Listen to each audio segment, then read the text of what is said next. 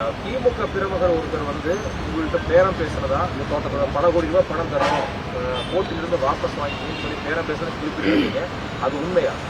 பதிவுகள் வெளியாயிருக்குன்னு சொல்றீங்க. நான் எங்கேயாவது பதிவு செய்திருக்கேனா அப்படிங்கறது என்னோட முதல் கேள்வி. சரிங்களா? நான் அப்படி எந்த ஒரு பொது ஊடகங்களையும் அப்படி எந்த பதிவுகளும் செய்யல. இன்னொன்னு நான் சொல்றேங்க, எப்பொருள் யார் யார் வாய்க்கேற்பினும் அப்பொருள் மெய்ப்பொருள் காண்பது அறிவு, இது வள்ளுவன் சொன்னது.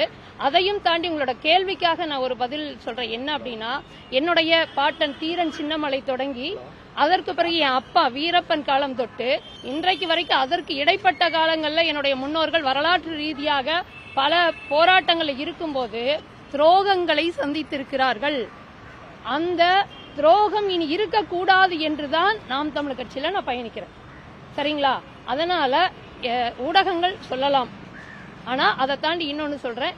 ஒரு நம்பிக்கையின் அடிப்படையில் நான் தனிப்பட்ட என்னுடைய உணர்வுகளை நான் சொல்றேங்க. என்னிடம் ஒருவர் பேசினால் அது எனக்கும் அவருக்குமானது. அந்த நம்பிக்கையை காப்பாற்றுகின்ற ஒரு பெண்ணாக நான் இருப்பேன். யாருடைய பலவீனத்தையும் வைத்துக்கொண்டு நான் அரசியல் செய்ய மாட்டேன். சரிங்களா? என்னை பொறுத்த வரைக்கும் இந்த ஈரோடு கிழக்கு இடைத்தேர்தலில் வேட்பாளர் அளிக்கிறேன்.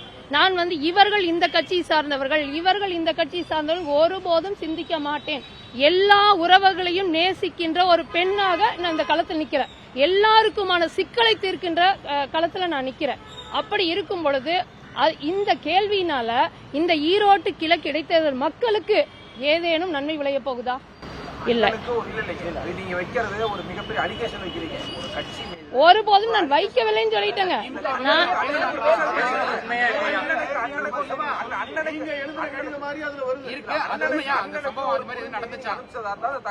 ஒரு நிமிடம்.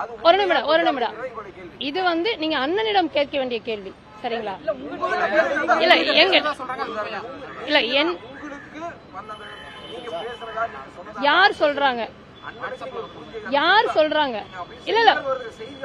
சொல்றாங்கன்னு சொன்னீங்கன்னா நான் தெளிவா சொல்ல முடியும். இது நானும் அண்ணனும் பேசுறது அப்படிங்கறது தனிப்பட்டது. ஆனால் அதை பொதுத்தளத்தில் விவாதித்து அதனால இந்த மக்களுக்கு என்ன நன்மை வரப்போகுது, அதனால அது இல்லைங்க. நான் அனுப்புன ஒரு திமுக பிரமுகர் உங்களிடம் நேற்றிரவு தோட்டத்தில் சந்தித்து பேசியது உண்மையா? ஒரு நிமிடம். நான் அதை நீங்க கேக்குறீங்க, எதை வைத்து இந்த கேள்வியை கேக்குறீங்க? நான் உங்களை கேக்குறேன். அது இல்லைங்க. நீங்க எதை வைத்து கேக்குறீங்க? நீங்க அண்ணனுக்கு ஒரு குறுஞ்செய்தி அனுப்பிச்சதா எங்களுக்கு தகவல் கிடைச்சிருக்கு, செய்தியாளருக்கு தகவல். இது இல்ல, இது உண்மையா பொய்யா அப்படிங்கறதுக்கு தாண்டி நான் அண்ணனுக்கு அனுப்பினேன் அப்படின்னு நீங்க சொல்றீங்க. அது எனக்கும் அண்ணனுக்குமானது. சரிங்களா? அதனால இது நான் யாரையும் குறை சொல்லி இப்ப நான் திமுகவை இப்படி பண்ணாங்கன்னு சொல்லி அடிச்சு அதனால வெற்றி பெறுவது எனக்கு அவசியம் இல்லை. நான் தத்துவார்த்த ரீதியாக திமுகவை எதிர்க்கிறேனே ஒழிய இங்க இருக்கக்கூடிய திமுக சொந்தங்களை ஒருபோதும் நான் வெறுப்பது கிடையாது. எல்லா உறவுகளையும் நேசிக்கிறேன். அதனால இது தேவையா இருக்கா அப்படின்னா இது இப்ப தேவையில்லாதான். என்னோட மக்களுக்கு இங்க நான் களத்துல என்ன செய்ய போறேன்னு கேளுங்க, நான் அதை சொல்றேன். இல்ல அந்த பதிவுக்கு நான் பொறுப்பல்ல. இல்ல அது என்னன்னா பேசியிருக்காங்களா பேசலையா அப்படிங்கறத நீங்க யார் இவங்க சொன்னாங்க அப்படின்னா நான் சொல்லலாம் பேசியிருக்காங்க.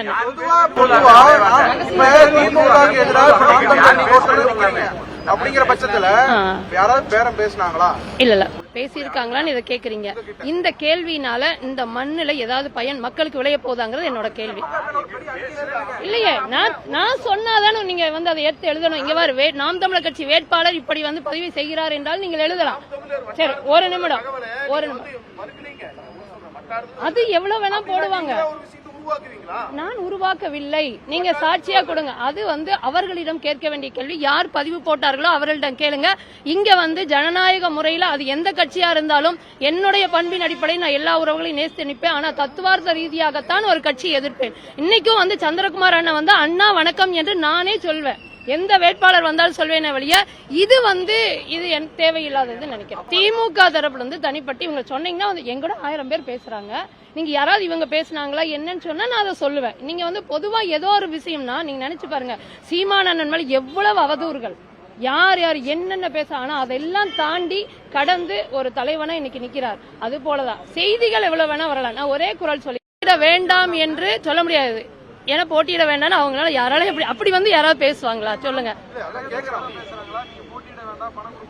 இல்லைங்க, நான் இப்பவும் சொல்றேன், தனிப்பட்டு நான் போட்டியிட வேண்டாம் என்று யாருமே சொல்ல முடியாதுங்க. ஏன்னா அது எல்லாரும் என்னை சந்திக்க வரவங்களுக்கு தெரியும். சரி, நீங்க வந்து தெளிவா ஒரு கேள்வி குறிப்பிட்டு கேட்டாதான் நான் சொல்ல முடியும். நீங்க சொல்லுங்க. அல்ல, போட்டியிட வேண்டாம்ல யாரும் சொல்லலைங்க, அவ்வளவுதான், விடுங்க.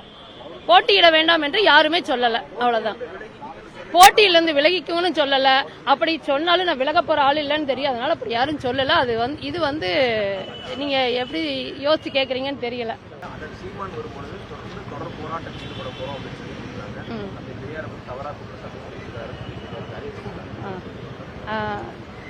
எந்த யாரு தந்தை பெரியார், அதாவது என்ன அப்படின்னா, இல்ல அப்படி அவங்க சொல்லியிருந்தா அது அவங்களுடைய விருப்பம்.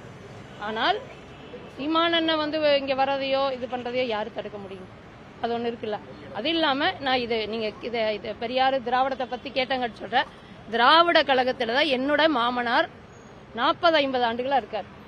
ஆனால் அப்படி இருந்திருந்தால் என்னைய நாம் தமிழர் கட்சியினுடைய வேட்பாளராக நிற்பதை பெருமையோடு வாழ்த்துகிறார். அப்படி இருந்திருந்தா இல்ல தவறு, நீ போக வேண்டாம் என்று எனக்கு எதிர்ப்பை தெரிவிச்சிருப்பார். அப்படியெல்லாம் இல்லைங்க. அது அவர்களோட கருத்தா கூட இருக்கலாம். ஏதோ ஒரு சின்ன உணர்வுல அவர்களுக்கு ஏற்பட்ட மன வருத்தத்தில் கூட சொல்லியிருக்கலாம். அப்படி வந்து இங்க ஒன்றும் நடக்காது, அப்படி வந்து இது பண்ணக்கூடாது அப்படிங்கிற நீங்க அண்ணன் முத்துசாமியோட பேட்டி கூட பார்த்திருப்பீங்க. அவர் அப்படி சொல்லி நாங்க ஜனநாயக முறைப்படி தான் எதிர்கொள்வோம் தான் சொல்லியிருக்காரு. தேர்தல் பிரச்சாரம் இப்போ வந்து என்னன்னா, அனுமதி வந்து கொஞ்சம் நெருக்கடியா இருக்கு. நம்ம முந்தியெல்லாம் நினைச்சது போல பண்ண முடியல. அப்ப அந்த தேர்தல் ஆணையத்துக்கு நம்ம முறையா அனுமதி போட்டு 48 மணி நேரத்துக்கு முன்பு போட்டு அது எந்த அளவுக்கு வந்து அது நமக்கான அந்த வாய்ப்பு அமையுதோ அப்படி அந்த முறைப்படி தான் செய்ய போறோம். செய்திகளை உடனுக்குடனும் துல்லியமாகவும் தெரிந்து கொள்ள சப்ஸ்கிரைப் பண்ணுங்க.